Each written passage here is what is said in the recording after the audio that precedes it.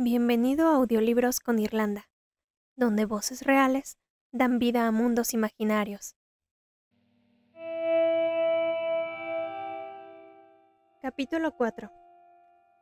En las horas que le siguieron a mi asesinato, mientras mi madre hacía llamadas telefónicas y mi padre empezaba a ir de puerta en puerta por el vecindario buscándome, el señor Hervey destruyó la madriguera del campo de trigo y se llevó los trozos de mi cuerpo en un saco. Pasó a 2 casas de distancia de donde estaba mi padre hablando con los señores Tarkin y siguió el estrecho sendero que dividía las propiedades con 2 hileras de setos enfrentados, el bog de los Adir y el solidago de los Stead. Rozó con el cuerpo las robustas hojas verdes al pasar, dejando atrás rastros de mí, olores que el perro de los Gilbert más tarde rastrearía hasta dar con mi codo, olores que el aguanieve y la lluvia de los 3 días siguientes se borrarían antes de que los perros policía tuvieran ocasión de pensar en ello siquiera.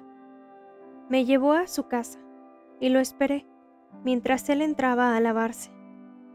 Cuando la casa cambió de manos, los nuevos propietarios se quejaron de la mancha oscura que había en el suelo del garage. Al mostrar la casa a posibles compradores, la agente inmobiliaria explicaba que era una mancha de aceite, pero era yo, que había goteado del saco del señor Hervey y me había derramado por el cemento, la primera de mis señales secretas al mundo. Tardaría un tiempo en darme cuenta de lo que sin duda ya habéis deducido, que yo no era la primera niña a la que él había matado.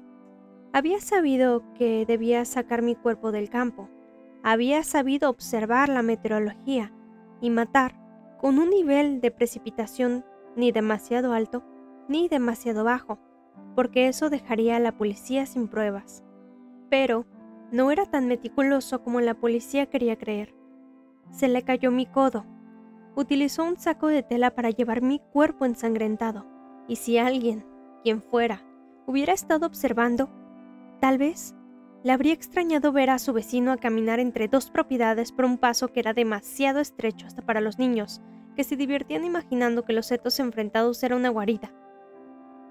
Mientras se frotaba el cuerpo con el agua caliente de su cuarto de baño de barrio residencial, uno, con la misma distribución que compartíamos Lindsay, Buckley y yo, sus movimientos fueron lentos, no ansiosos.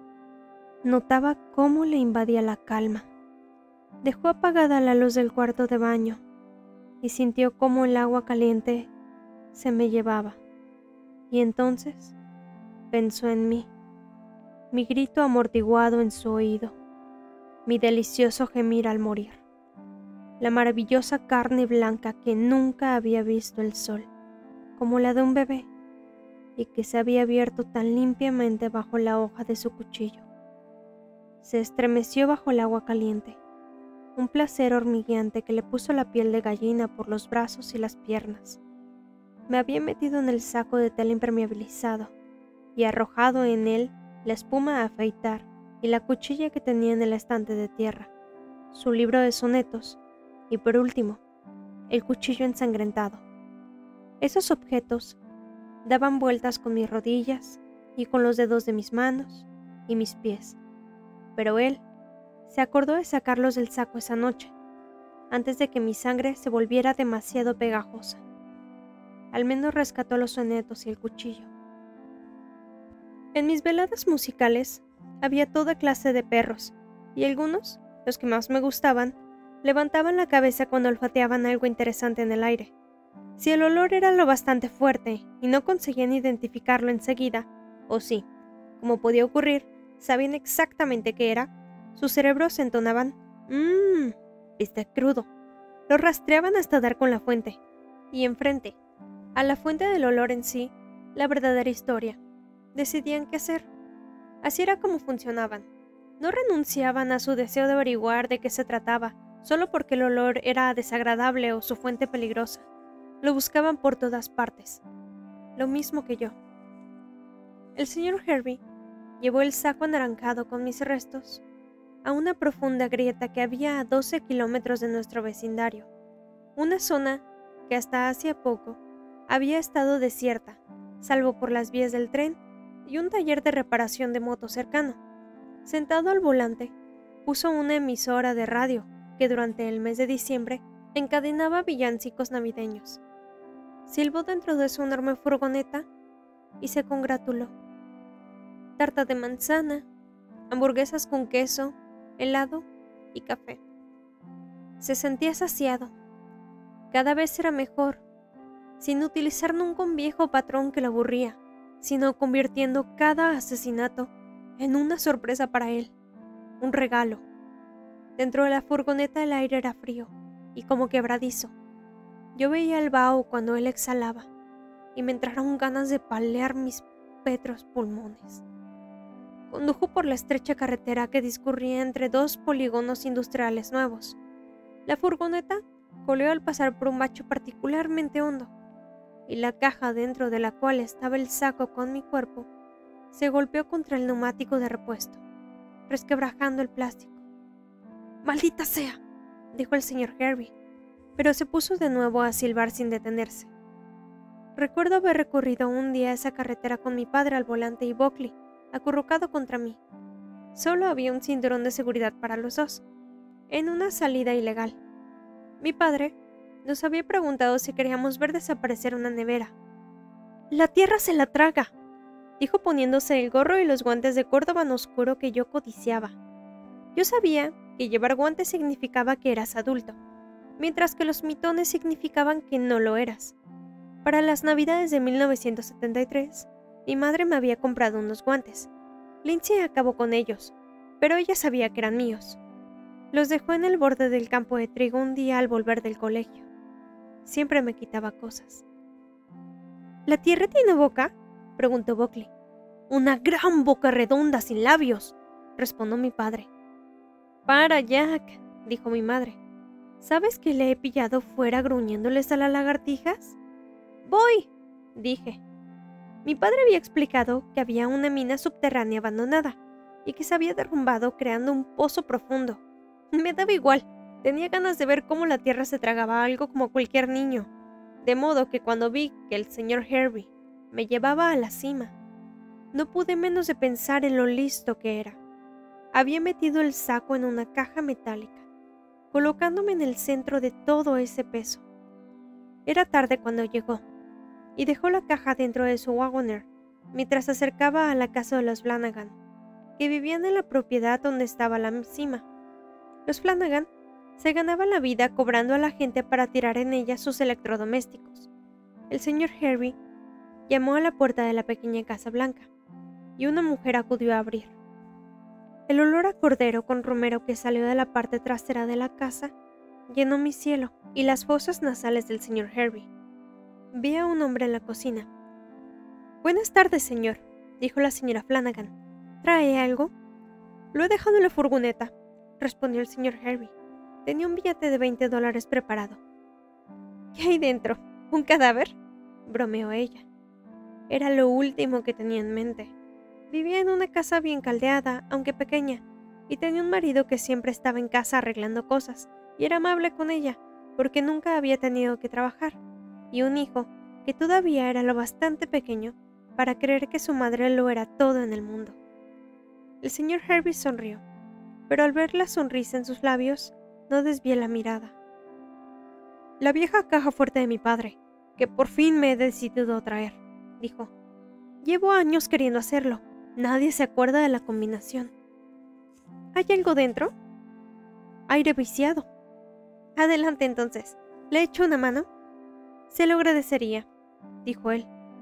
Los Flanagan no sospecharon ni por un momento que la niña sobre la que iban a leer en los próximos años en los periódicos, desaparecida, posible muerte violenta. Perro del vecindario encuentra un codo. Niña de 14 años presuntamente asesinada en el campo de trigo Stoffels. Advertencia a las demás jóvenes. El ayuntamiento recalifica los terrenos colindantes con el instituto. Lindsay Salmon, hermana de la niña fallecida, pronuncia un discurso de despedida. Había estado en la caja metálica de color gris que un hombre solitario había traído una noche y pagado $20 para tirarla. Al regresar a la furgoneta, el señor Harvey metió las manos en los bolsillos. En uno de ellos estaba mi pulsera de colgantes plateada. No recordaba habérmela quitado de la muñeca. No recordaba haberla guardado en el bolsillo de sus pantalones limpios. La carnosa yema de su dedo índice palpó el metal dorado y liso de la piedra de Pensilvania, la parte posterior de la zapatilla de ballet, el agujerito del diminuto dedal y los radios de las ruedas de la bicicleta que giraban a la perfección. Al bajar por la ruta 202, se detuvo junto a Larsen. Se comió un sándwich de embutido de hígado que se había preparado un poco antes de ese día y condujo hasta un polígono industrial que estaba construyendo al sur de Town. No había nadie en la obra. En aquella época no había vigilancia en los barrios residenciales. Aparcó el coche cerca de una letrina portátil. Tenía una excusa preparada en el caso poco probable de que necesitara una.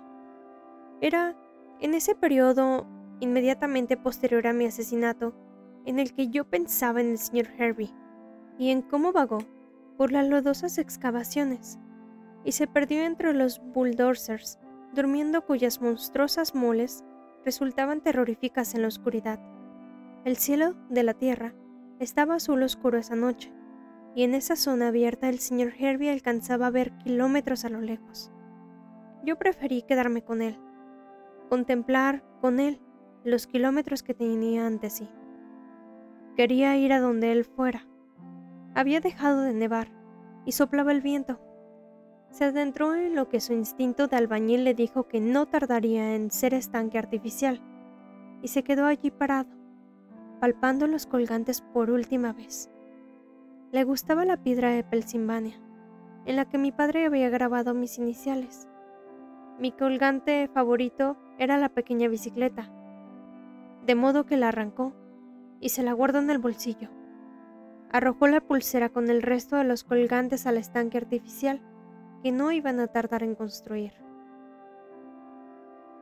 2 días después de Navidad, vi al señor Hervey leer un libro sobre los pueblos de Dogon y Bambara de Mali. Observé cómo se le encendía una bombilla mientras leía sobre la tela y las cuerdas que utilizaban para construir refugios. Decidió que quería volver a construir algo, experimentar como había hecho con la madriguera, y se decidió por una tienda ceremonial como la que describía su libro. Reuniría los utensilios materiales y la montaría en pocas horas en el patio trasero. Después de haber hecho añicos todas sus botellas, mi padre lo encontró allí. Fuera hacía frío, pero el señor Hervey solo llevaba una camisa fina de algodón. Había cumplido los 36 ese año y probaba las lentillas duras. Estas hacían que sus ojos estuvieran perpetuamente inyectados en sangre, y mucha gente, entre ellos mi padre, creían que se había ido a la bebida. ¿Qué es eso?, preguntó mi padre. A pesar de que las enfermedades cardíacas que había padecido los hombres Salmon, mi padre era robusto. Era más corpulento que el señor Hervey, de modo que cuando rodeó la parte delantera de la casa de tejas verdes y entró en el patio trasero y lo vio levantar lo que parecían postes de una portería de fútbol, se le veía campacho y capaz. Iba flotando después de haberme visto en los cristales rotos. Lo vi cruzar el césped con tranquilidad, como los chicos cuando van al instituto. Se detuvo cuando le faltaba poco para tocar con la mano el seto de saúco del señor Hervey. ¿Qué es eso?, volvió a preguntar. El señor Hervey se detuvo el tiempo justo para mirarlo y volvió de nuevo a lo que lo ocupaba. Una tienda. ¿Y eso qué es? Señor Salmon, dijo, siento mucho lo ocurrido. Irguiéndose, mi padre respondió con la palabra de rigor. Gracias. Era como una roca encaramada en su garganta. Siguió un momento de silencio, y entonces el señor Hervey, al darse cuenta de que mi padre no tenía intención de marcharse, le preguntó si quería ayudarle. Así fue como, desde mi cielo, vi a mi padre construir una tienda con el hombre que me había matado. Mi padre no aprendió gran cosa. Aprendió a atar piezas arqueadas a postes dentados y a colocar entre ellas piezas de varas más flexibles para formar semiarcos en el otro sentido. Aprendió a juntar los extremos de esas varas y a atarlas a los travesaños. Se enteró de que lo hacía porque el señor Hervey había estado leyendo sobre la tribu y Metzuger, y había querido reproducir exactamente una de sus tiendas. Se quedó allí de pie, reafirmando en la opinión del vecindario que era un hombre raro. De momento, eso fue todo. Pero cuando estuvo acabada la estructura, un trabajo de 1 hora, el señor Herbie entró en su casa sin dar ninguna explicación. Mi padre supuso que era un descanso. El señor Herbie había entrado para hacerse un café o preparar una tetera. Se equivocó. El señor Herbie había entrado en la casa y subido las escaleras para comprobar si el cuchillo de trinchar que había dejado en la mesita de noche de su cuarto seguía allí. En ella también tenía el bloc, donde a menudo, en mitad de la noche, dibujaba los diseños que veía en sueños. Miró dentro de una bolsa de papel arrugado de la tienda de comestibles. Mi sangre se había ennegrecido a lo largo del filo. Recordar lo que había hecho en la madriguera, le hizo recordar lo que había leído sobre la tribu en particular del sur de ayer, como cuando construían una tienda para una pareja recién casada. Las mujeres de la tribu hacían la tela que cubría lo más bonita posible. Fuera, había empezado a nevar. Era la primera vez que nevaba desde mi muerte, y a mi padre no se le pasó por alto. «Puedo oírte, cariño», me dijo, aunque yo no hablaba. «¿Qué pasa?» Me concentré mucho en el geranio muerto que él tenía en su línea de visión. Pensé en que si lograba que floreciera, él tendría su respuesta. En mi cielo floreció. En mi cielo, los pétalos de geranio se arremolinaron hasta mi cintura. En la tierra no pasó nada. Pero a través de la nieve advertí lo siguiente.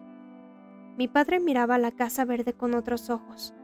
Había empezado a hacerse preguntas.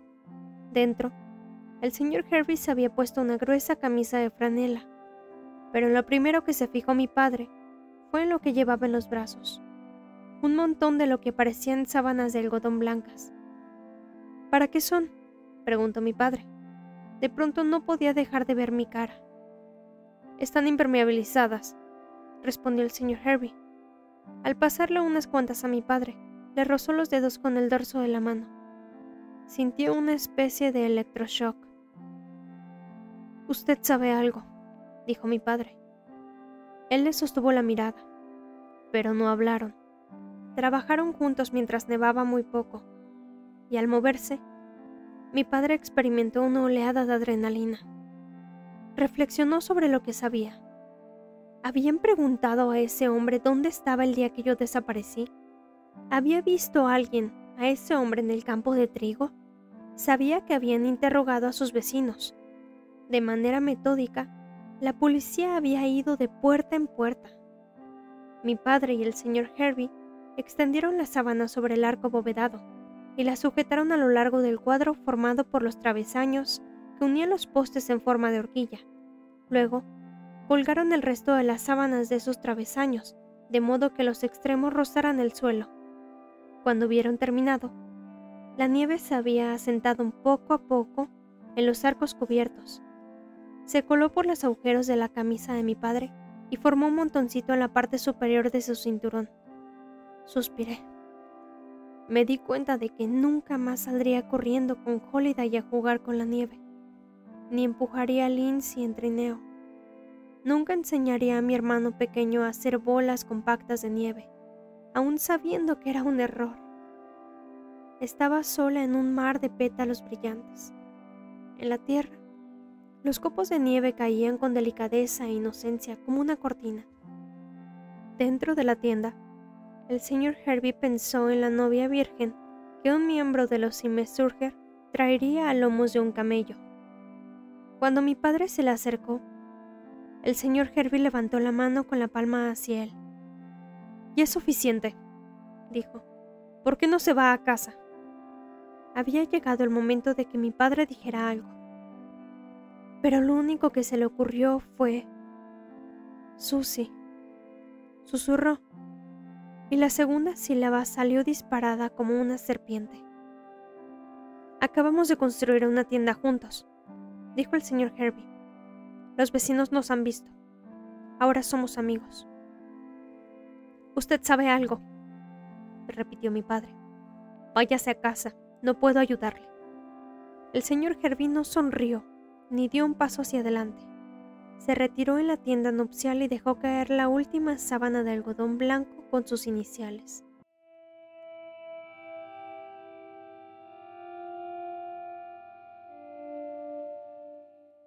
Si te ha gustado el video, puedes dejarnos un like y suscribirte para poder seguir trayéndote más audiolibros.